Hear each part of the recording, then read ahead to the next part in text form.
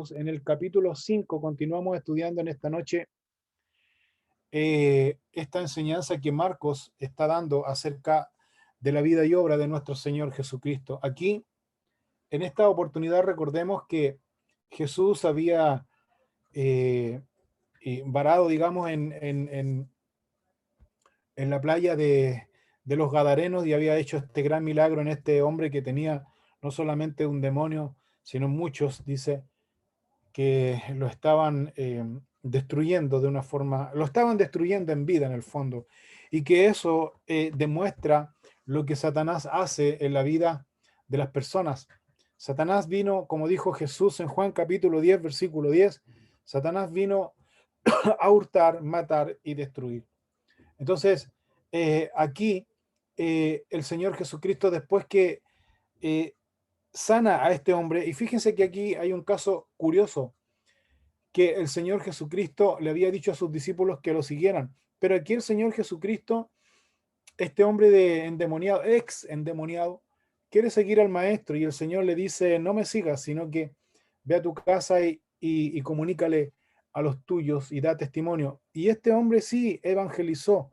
Este hombre fue el primer misionero, por decirlo de alguna manera, que comenzó él a expandir el evangelio de Jesucristo en toda esa región.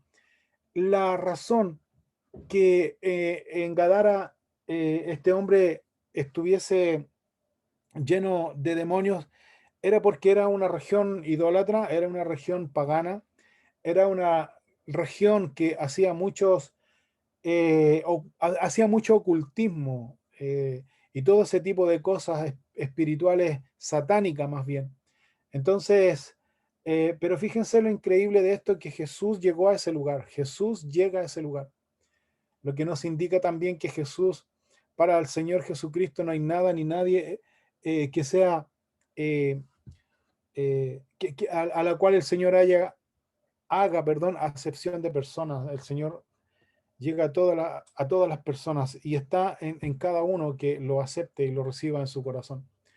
Después de esto, dice la Escritura que Jesús vuelve nuevamente y aquí en el versículo 21, que es la lectura que vamos a tener esta noche, vamos a leer todo el párrafo para tener un contexto y una idea de lo que está enseñando aquí.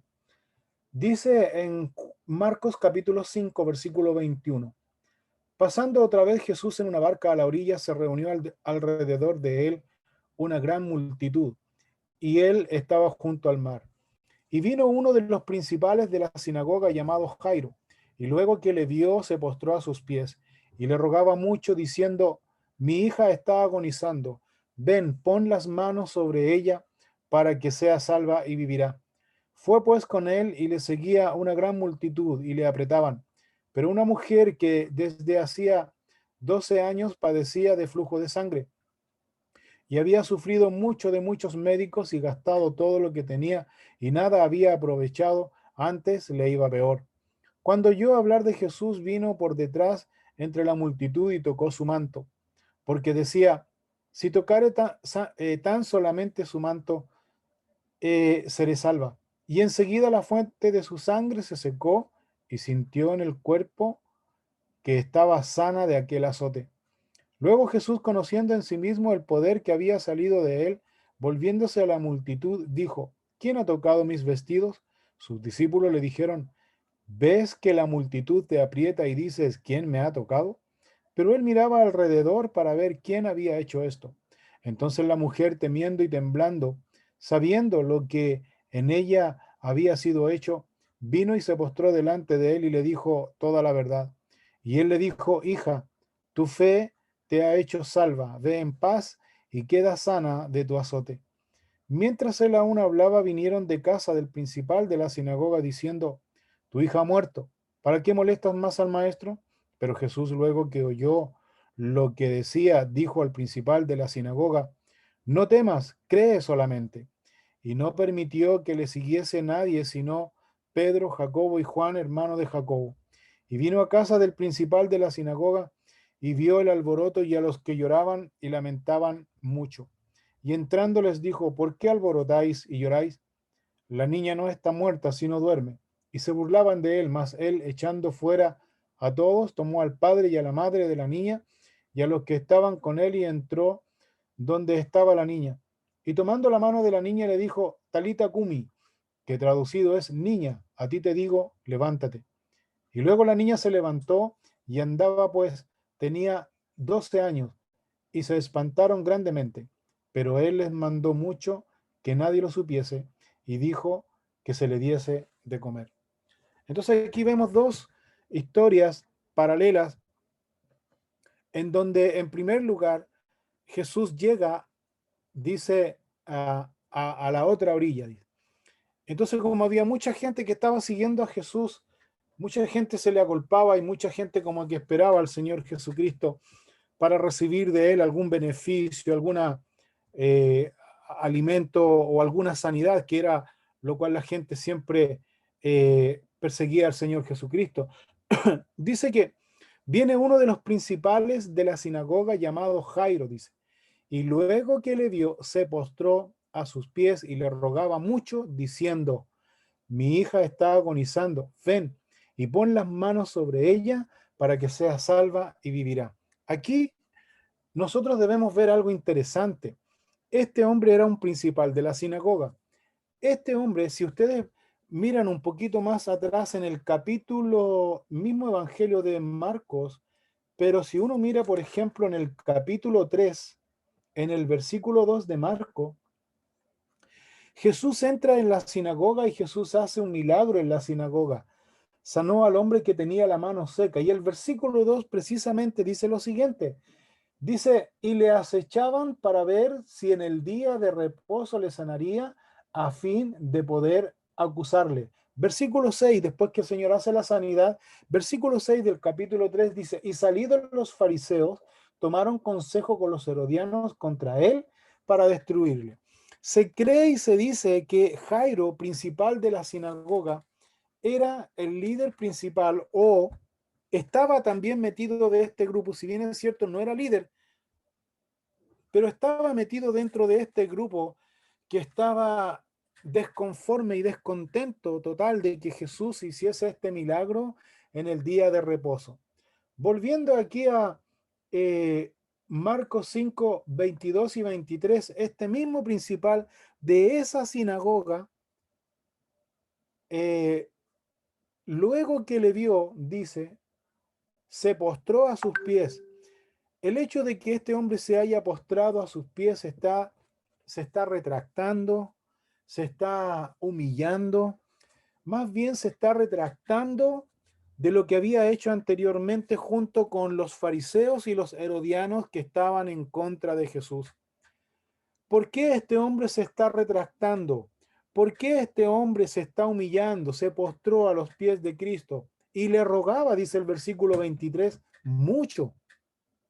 Aquí el escritor Marcos hace este énfasis, le rogaba mucho, o sea, la verdad es que este hombre estaba totalmente afligido y claro, los que tenemos hijos, cuando un hijo se nos enferma, la verdad es que ahí no hay orgullo, no hay soberbia, no hay postura, nosotros hacemos lo habido y por haber para poder ver la sanidad de nuestros hijos y en este caso este hombre Jairo tenía esta posibilidad, así que ahí no importó orgullo, no importó posición, no importó religión, no importó absolutamente nada, no importó diferencia que Jairo, como principal de la sinagoga fariseo, tenía con Jesucristo, quien Jesucristo sanó en día de reposo. Eso no le importó. ¿Por qué no le importó? Porque su hijo estaba enfermo. Su hija, perdón, estaba gravemente enferma. Le rogaba a Jesús mucho. Ahora, si bien es cierto, le dice Jairo, mi hija, dice, está agonizando, ven y pon las manos sobre ella para que sea salva y vivirá. ¿Por qué creen ustedes que Jairo le dice de esta manera? ¿Por qué Jairo, si realmente si tú eres milagroso? Porque Jairo ya había visto el milagro que Jesús había hecho anteriormente con este hombre que tenía la mano seca. Jairo ya lo había visto. Entonces Jesús dice, ¿sabes qué? Jesús le dice, Jairo, perdón, le dice a Jesús, ¿sabes qué, Jesús? Por favor, mi hija está agonizando. Pon las manos sobre ella, le dice, para que sea salva y vivirá. La actitud de Jesucristo es digna de poder nosotros imitar y poder también aplicar a nuestras vidas. Jesús no dijo nada, sino que Jesús dice el versículo 24, fue pues con él. O sea, ni siquiera le dijo, oye, pero a ver, espera un poquito, yo tengo mi agenda ocupada, yo estoy ocupado con otras personas, qué sé yo, tengo, no, sino que, ¿cuál fue la actitud de Jesús? Fue pues con él. Y no salga de este contexto que el que está escribiendo aquí es Marcos, y de acuerdo al relato que Pedro está comentando, Pedro, el apóstol Pedro está comentando este relato. O sea, entonces podríamos decir que lo que más le impactó a Pedro, que Jesús no se detuvo en pedir explicaciones, sino que Jesús fue a la acción, fue pues con él. Y esto es algo que nosotros siempre, hermanos míos, debemos tener claro en nuestro corazón. Podemos nosotros tener diferencias, podemos nosotros estar enemistados, nosotros podemos, hermanos, como seres humanos, como hablábamos, siguiendo la misma norma de Jesús, digamos, podemos enojarnos con personas, pero eso no, como dice la Escritura, airaos, pero no pequéis, no se ponga el sol sobre vuestro enojo. Cuando hay personas que están en necesidad, hermanos, nuestro deber como cristiano mayormente, es ir y asistir en el amor de Dios, ir a asistir.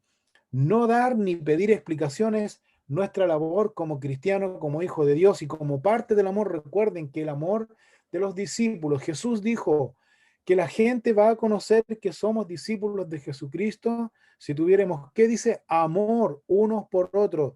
Y no es ese amor de afecto, de emoción, es el amor de acción que nos lleva a la acción. Jesús, buen ejemplo aquí, fue pues con él, versículo 24. Y luego dice, y le seguía una gran multitud y le apretaban. La verdad, tú puedes catalogarlo como hoy día las multitudes. Lo puedes catalogar de desubicado, de insensible, de egoísta, como sea. Pero eso tampoco fue impedimento de Jesús. Jesús fue, porque Jesús vio la necesidad, Jesús fue inmediatamente, porque se le solicitó su persona en aquel lugar, porque había una necesidad. Jesús fue independiente de las actividades que él estaba realizando. La multitud, dice, le apretaban. En el camino, versículo 25, dice que en el camino, dice, una mujer que desde hacía 12 años padecía un flujo de sangre y había sufrido mucho de muchos médicos y gastado todo lo que tenía y nada había aprovechado, antes le iba peor. Se cree que esta mujer era una mujer pudiente, era una mujer poderosa, tenía mucho dinero, era una mujer que tenía su familia constituida, que tenía sus hijos. No aparece la razón, pero esta mujer tenía este flujo de sangre. Recuerden ustedes que el flujo de sangre, especialmente para un judío, la sangre era señal de inmundicia. Nosotros vemos en el Levítico, en el Antiguo Testamento, que la mujer cuando daba a luz, la mujer tenía que pasar cierto tiempo de purificación para luego ir al templo. No me acuerdo el tiempo exacto, pero tenía que pasar este tiempo de purificación. ¿Por qué? Porque decía, y en sus periodos, los periodos de la mujer, digamos, también tenía que pasar ciertos tiempos de purificación, porque la mujer que estaba en ese proceso natural era considerada por la ley inmunda.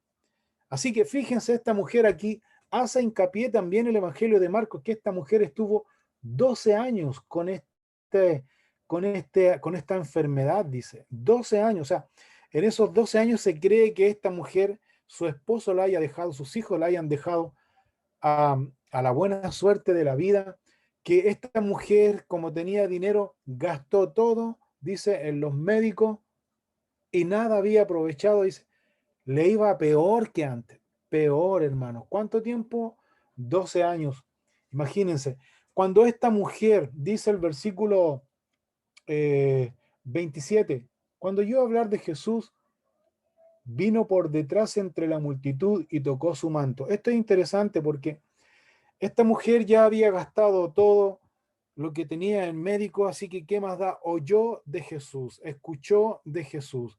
¿Pero qué escuchó de Jesús? Escuchó que Jesús hacía milagros. Escuchó que Jesús tenía compasión.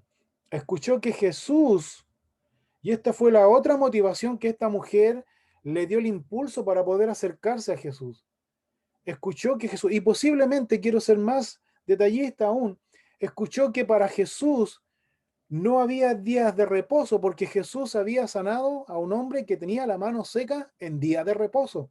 O sea, esta mujer entonces escuchó no solo que Jesús hacía milagros, sino que esta mujer escuchó que Jesús no hacía diferencia ni acepción de persona, sino que esta mujer guardó en su corazón que Jesús realmente se interesaba en la persona, en el individuo, no en el sistema, no en la religión establecido por los fariseos. Jesús vino a lo suyo, Jesús vino al hombre, Jesús vino al individuo. Y eso la verdad es que nos debe fortalecer nuestro corazón porque así como esta mujer tuvo esta percepción de Jesús, es la misma percepción que nosotros debemos tener de nuestro Señor. Él no mira cuántas veces yo leí, cuántas veces yo leí la Biblia, perdón, cuántas veces yo oré, cuántas veces me congregué. El Señor mira el corazón. El Señor mira nuestro corazón. El Señor mira al individuo. El Señor, recuerden ustedes que como estamos estudiando el Evangelio de Juan, una de las cosas que me llamó la atención era que Jesús, después que hizo muchas señales, mucha gente creyó en Cristo, pero dice Juan ahí que Jesús no se fiaba de ellos porque Jesús conocía sus corazones. Jesús conocía sus corazones. Entonces, es interesante poder mirar esto, que esta mujer pudo captar esto de Jesús. ¿Qué? Que Jesús no hacía diferencia, Jesús no hacía acepción de persona. Cuando ella oyó, dice, fue por detrás entre la multitud.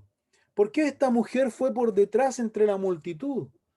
Porque recuerden ustedes que al judío, 12 años que esta mujer padecía esta enfermedad ya era conocida por todos. Ya la voz, digamos, la noticia ya había recorrido especialmente la multitud. Por lo tanto, esta mujer que era inmunda. Entonces la gente que tocaba a esta mujer también decía la ley que era considerado inmundo. Pero esta mujer, como pudo, se las ingenió de tal manera, total, ¿qué más iba a perder? Lo había perdido todo ya, qué más da? Esta mujer dice pero esta mujer pensaba y decía, si yo lograre tocar el manto o el borde, dice, del manto de este santo, de este hombre milagroso, de este hombre compasivo, puede que sea sana. Porque decía el versículo 28, ella pensaba y reflexionaba, dice el versículo 28, si tocare tan solamente su manto, seré salva. Esta mujer, si nosotros hacemos un paralelo o una comparación con aquel hombre que fue crucificado al costado de nuestro Señor Jesucristo, ¿se acuerdan? Ese ladrón que fue crucificado al costado de Jesús, que creyó en Jesús, que él era el Mesías, que él era el rey de los judíos. Y le dijo, Señor, cuando tú establezcas tu reino, te ruego, Señor, que tú te acuerdes de mí en tu reino. ¿Y qué le dijo Jesús? Hoy estarás conmigo, ¿dónde dice? En el paraíso. ¿Sabes qué? Y esta mujer también tenía esta misma percepción. Si yo alcanzare a tocar el borde del manto de Jesús, yo sé que voy a ser salva. ¿Cómo se llama eso? Fe, creer. Creer. Ahora, fíjense la comparación que yo les hago, tanto de este hombre como de esta mujer. Es una fe inocente. O sea, ellos creyeron, así de simple. Ellos simplemente creyeron. Creyeron en lo que Jesús era y es. ¿Se acuerdan cuando Jesús dijo que nosotros debemos ser como niños? Que debemos nosotros tener esa mente de niños inocentes y creer en Cristo Jesús. porque de los tales, dice, es el reino de los cielos. Todo aquel que es como niño, dice, ese va a entrar en el reino de los cielos. Inocente, inocente, yo creo en Jesús, yo sirvo a Jesús, yo amo a Jesús, yo quiero ser como Jesús. Y esta mujer creyó de esta manera. Luego dice el versículo 29, y enseguida la fuente de su sangre se secó y sintió en el cuerpo que estaba sana de aquel azote. Inmediatamente esta mujer sintió el cambio, sintió la sanidad en su cuerpo y se dio cuenta que realmente Jesús sí era verdad. Versículo 30. Jesús, conociendo en sí mismo el poder que había salido de él, volviéndose a la multitud, dijo, ¿y quién ha tocado mis vestidos? Obviamente sus discípulos de manera carnal eran un poco cascarrabias. Yo creo que aquí, como está narrando Pedro, Pedro fue el que le dijo, Señor, pero le dice, ves que la multitud te aprieta y dice, ¿quién me ha tocado? Pero él miraba. Jesús sabía quién le había tocado porque él es Dios. Él sabía quién había acudido a él. Solamente él miraba. ¿Cuál es la razón de por qué él miraba alrededor? ¿No sabía él? Sí sabía. ¿Por qué él entonces está mirando? Para que esa persona, y esto es muy interesante, hermano, para que esa persona pudiera dar, ¿qué dice? Testimonio. Testimonio. No es para que lo guarde, para que dé testimonio. De la misma manera, el Señor ha hecho milagros en nosotros. Todos nosotros que estamos aquí es porque estamos conscientes que el Señor ha hecho un milagro. Nosotros somos un milagro. Por eso estamos aquí escuchando su palabra. Por lo tanto, también el Señor Jesús está mirando nuestro corazón en esta noche, con el único propósito que nosotros podamos testimoniar, dar testimonio de que realmente Jesús es real, Jesús es veraz, que Jesús realmente cambió nuestra vida, que Jesús realmente hizo un milagro. El versículo 33 dice entonces la mujer temiendo y temblando, sabiendo lo que en ella había sido hecho, vino y se postró delante de él y le dijo toda la verdad. Y él le dijo, hija, tu fe te ha hecho salva, ve en paz.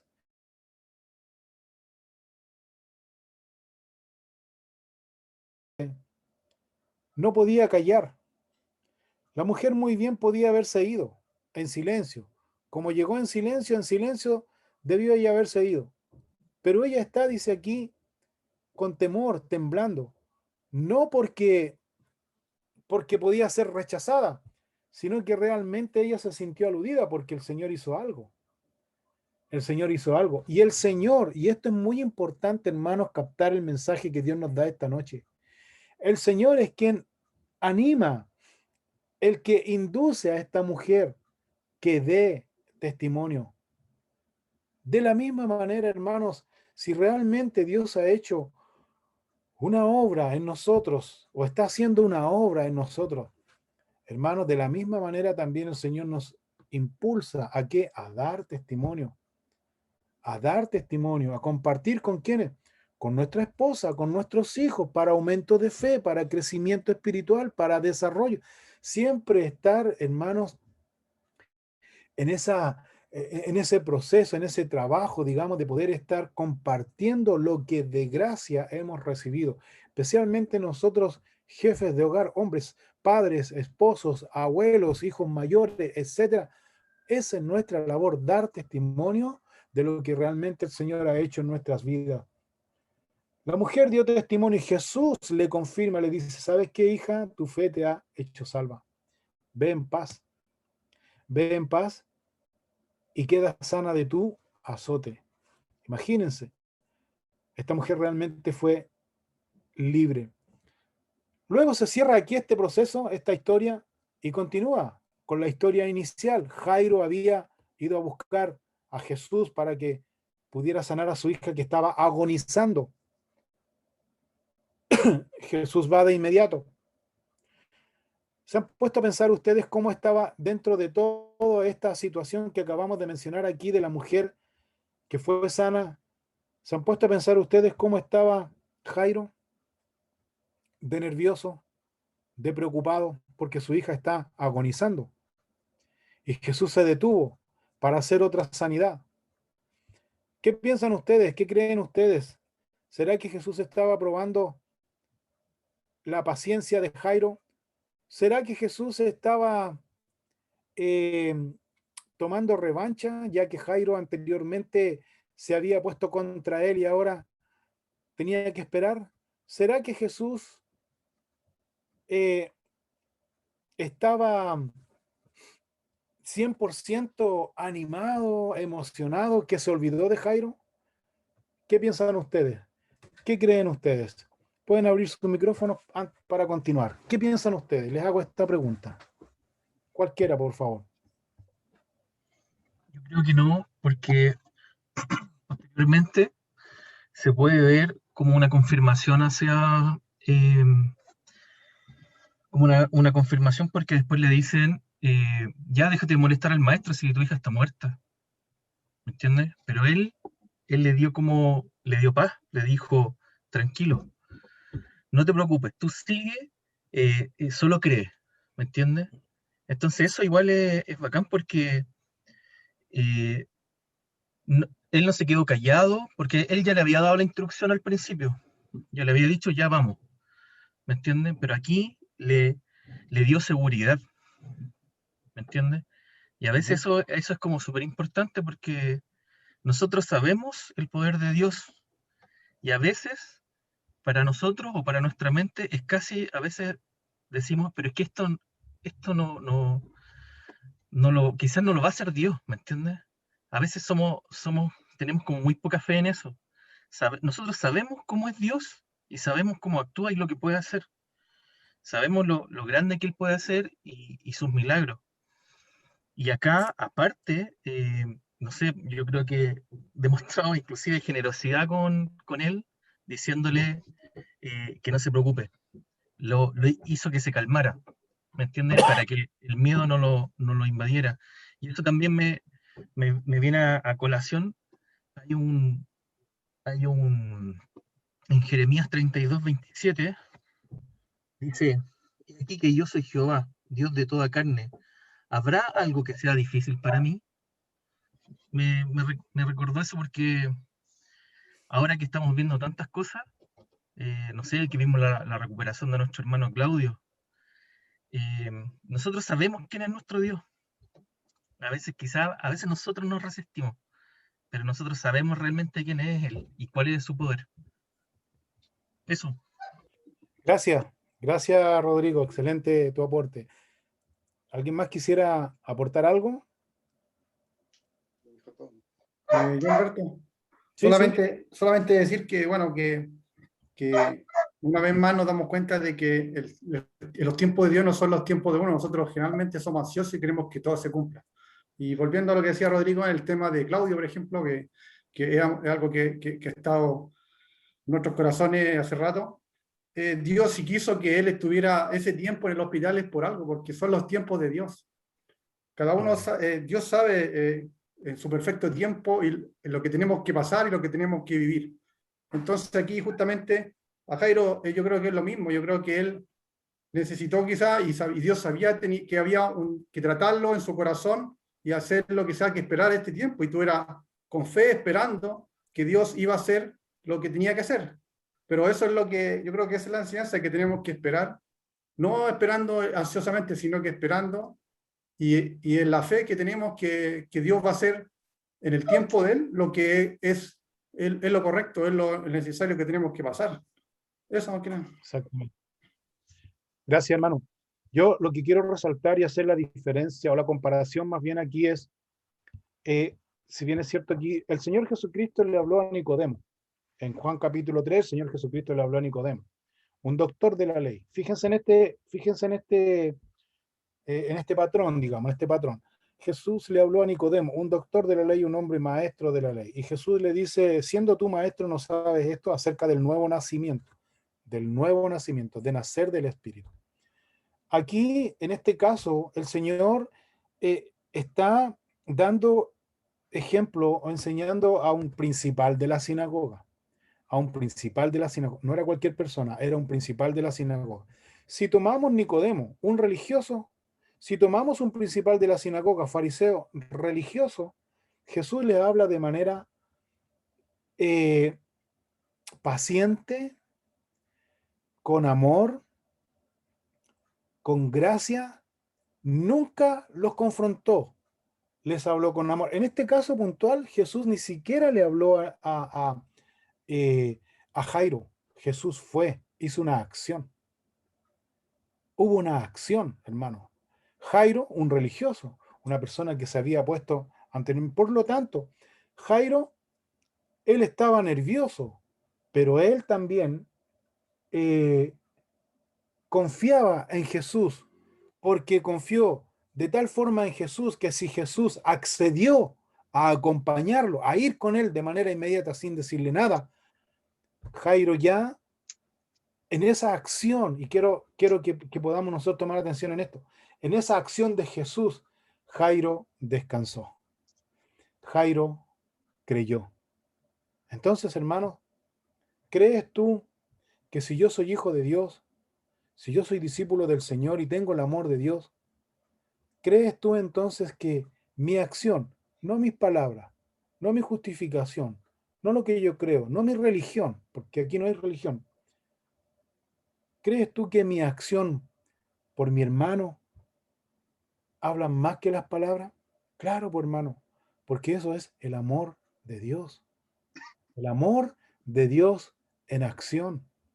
Entonces, y esa acción de Jesús hacia Jairo fue lo que a Jairo lo ayudó también a recibir y a confiar y a seguir confiando en Dios, porque sigamos leyendo. Versículo 34.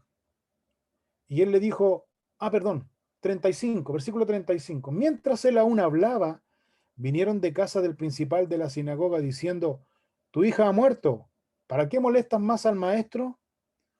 Pero Jesús, luego que oyó lo que se decía, dijo al principal de la sinagoga, no temas, cree solamente. Póngase en el contexto ahí. Cuando vienen con la noticia, aquí Jairo no lloró, no rasgó vestiduras, no reclamó contra el maestro, no aparece absolutamente ninguna diferencia ni palabra de reclamo hacia Jesús. ¿Por qué? E insisto en esto, hermanos, la acción de Jesús llenó el corazón de Jairo. La acción. A veces, hermanos, las acciones, un hombre que es lleno del Espíritu Santo, a veces las acciones hablan mucho más que las palabras. Recuerden, Jesús no le dijo nada. Jesús fue. Y eso ya provocó fe, provocó confianza para poder aceptar y recibir esta terrible noticia. No molestes más al maestro, porque tu hija ya se murió. Terrible. Pero Jesús también estaba oyendo. Jesús no va con dimes y diretes contra estos pájaros de mal agüero que le fueron con la mala noticia a Jairo. ¿A quién se refiere? ¿A quién mira? ¿A quién se voltea a Jesús? ¿A quién le habla a Jesús? ¿A quién le da esa confianza ahora? Por sus palabras. Primero acción. Segundo palabra. ¿A quién? A Jairo. ¿Qué le dice? No temas, cree solamente. No temas, cree solamente. Versículo 37. Esta es una gran lección que Jesús nos da aquí. Y no permitió. ¿Quién? Jesús. No permitió que le siguiese nadie, sino Pedro, Jacobo y Juan, hermano de Jacobo. ¿Saben qué? Quédense aquí, no me sigan. Pedro, Juan, Jacobo, ven, acompáñame. Versículo 38. Y vino a casa del principal de la sinagoga y vio el gran alboroto, el gran llanterío y a los que lloraban y lamentaban mucho. Y Jesús entra y les dice, ¿por qué os alborotáis? Dice, y lloráis. La niña no está muerta, sino duerme. ¿Quién está llevando el control aquí? ¿Quién está poniendo la calma? ¿A la casa de quién va? ¿A la casa de Jesús o a la casa de Jairo? ¿Quién se supone que debería poner aquí eh, la quietud, la tranquilidad? Jairo. Pero aquí Jesús ya tomó control absoluto. Y Jesús está diciendo, ¿por qué se alborotan? ¿Por qué lloran? ¿Quién? Jesús. Y Jairo está con él. Y Jairo todavía no dice nada. Entonces cuando dice la niña no está muerta, sino duerme, ¿cuál fue la reacción de los llorones que habían ahí? Porque recuerden que antiguamente se pagaba a una comitiva para que fueran a llorar al funeral. Se les pagaba esto, entonces estos mismos que estaban llorando después se empezaron a burlar del Señor Jesucristo y se burlaban de él, dice el versículo 40. Más él, y otra vez aquí, note, echando fuera a todos. Primero les dijo a estos pájaros de mal agüero, no me sigan, vengan ustedes. Segundo, a estos que estaban haciendo alboroto y más encima se estaban burlando, o sea, a estos que vinieron con malas noticias, a estos que se están burlando, que están haciendo el alboroto, que están haciendo atajo, por decirlo de alguna manera, y, y ¿cuál es la reacción de Jesús? Salga, váyase, no interrumpa, no interrumpa, salga. Mas él echando a todos fuera, dice, tomó al padre y a la madre de la niña y a los que estaban con él y entró donde estaba la niña. Y tomando la mano de la niña le dijo, Talita Kumi, que traducido es niña, a ti te digo, levantó y andaba, pues tenía 12 años. Y se espantaron grandemente.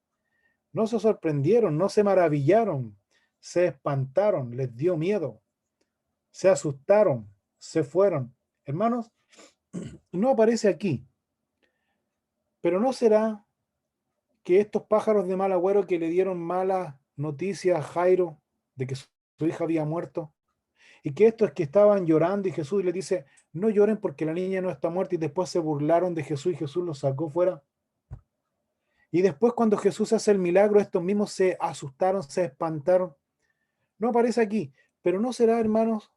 ¿Qué piensan ustedes? ¿No será que aquí haya estado metido la influencia de Satanás sobre estas personas para interferir la obra de Dios? Yo creo que sí, yo creo que sí. Pero Jesús siempre está despejando. ¿Por qué? No porque a Jesús le molestaban, sino que Jesús no quería que nadie interfiriera con la fe. ¿De quién? De Jairo, de su esposa y de los discípulos, que era el grupo central que a Jesús le interesaba. Entonces, termina Jesús aquí diciendo, versículo 43, pero él les mandó mucho, que nadie lo supiese, y dijo que se le diese de comer. Entonces, aquí nosotros vemos, obviamente esto no fue así porque eh, Jesús quería que todos supieran, pero ¿por qué Jesús le dice que no quería que nadie lo supiese? Porque yo creo que así como en el Evangelio de Juan y otro Evangelio, a Jesús lo querían hacer rey antes de tiempo. Lo querían hacer divino, rey antes de tiempo, interfiriendo una vez más en el propósito principal de Jesucristo. En lo personal, yo aquí veo una lección de fe, una lección de aumento de fe. Especialmente tomando el ejemplo que les mencionaba anteriormente, el ejemplo de Nicodemo, un doctor de la ley. Sin embargo, Jesús le dijo, todo tu conocimiento, toda tu sabiduría no te va a servir de nada, sino que tú lo que tienes que hacer es nacer de nuevo, de agua, de amor, no de reclamo, ni de poder increpar aquí a Jairo por lo que había hecho anteriormente. Jesús, su acción lo mueve. Y a mí me enseña dos cosas en lo personal, y yo les voy a dejar a ustedes también la oportunidad que ojalá pudieran compartir qué es lo que le enseña a ustedes en lo personal este pasaje que acabamos de leer. A mí me enseña dos cosas, que la religión ni el conocimiento ni el dominio que tengamos de la Biblia, por decirlo de alguna manera, teológico, no quiere decir absolutamente nada si nosotros no lo llevamos a la, si yo, perdón, si yo no lo llevo a la acción, a la aplicación práctica, a la acción. Yo no puedo decir que amo a Dios y aborrezco a mi hermano, porque ¿cómo puedo decir yo que amo a Dios a quien no lo veo y aborrezco a mi hermano a quien sí veo? Entonces, en esas cosas, en lo personal, Dios me ha estado ministrando durante todo este tiempo de poder ir a la acción, ir a la acción. Así como Jesús lo ha hecho con Jairo. Pero también es importante, hermanos, que haya en nosotros también humildad. En Jairo hubo humildad. Los que tenemos hijos, yo en lo personal me identifico mucho con Jairo, porque yo he tenido en mis hijas en alguna oportunidad de mi vida problemas difíciles que tú no hayas que hacer. Tú no hayas que hacer. Te sientes totalmente indefenso, sin poder ayudar, viendo que tus hijos o tu ser más querido está sufriendo. Es terrible esa sensación, es terrible de impotencia, de frustración, de tristeza. Pero qué bueno es tener a Jesús, que Jesús miró a Jairo. Y esta frase a mí me cala profundamente en mi corazón. Cuando yo me imagino en mi forma que yo tengo con mi relación con Dios, yo creo que Jesús, después que Jairo quedó totalmente deshecho por la noticia que su hija había muerto, yo creo, versión mía, no lo dice la Biblia, pero versión mía, como Jesús era de piel, yo creo que Jesús llegó y abrazó a Jairo. Abrazó a Jairo, le puso su mano encima, lo miró a los ojos y le dice, no temas, cree solamente. Y eso esa experiencia, yo en lo personal, yo lo he vivido hace poco tiempo cuando estaba en esta enfermedad. En esta enfermedad. Y estaba ahí tirado con los dolores, con los achaques, habido y por haber. Y sin hacer, o sea, amarrado de pie y mano. Pero qué maravilloso, hermano, sentir, y yo le digo con toda confianza, sentir que Jesús nos habla en su palabra y nos dice, no temas. Fíjate en este orden, no temas, cree solamente. Para mí es suficiente. Para mí es suficiente. Y, y para qué decir, la muestra que Dios ha tenido y la gracia, el amor que Dios ha tenido con nuestro hermano Claudio, con el papá del Francisco también, si ustedes se recuerdan, estuvo complicado el caballero. Nos pusimos a orar. El poder de la oración, hermano, es increíble. Increíble porque el papá comenzó a mejorar. ¿Para qué voy a mencionar la Vale? ¿Para qué voy a mencionar los demás que nosotros, hermano, hay evidencia de que Dios nos ha mirado en algún minuto y nos ha dicho de manera muy personal, no temas, cree solamente. Y para concluir, y luego darles el pase a ustedes, me llama mucho la atención también que Jesús, después de haber hecho la sanidad de la mujer, Jesús miró. De la misma manera Jesús nos está mirando también a nosotros, nuestro corazón, para que nosotros que hemos experimentado su gracia, su amor, su milagro, su poder, su misericordia, podamos también nosotros testificar. Tal vez no de palabra, solamente, sino con acción, de un verdadero hijo de Dios, de un verdadero renacido del Espíritu Santo de Dios.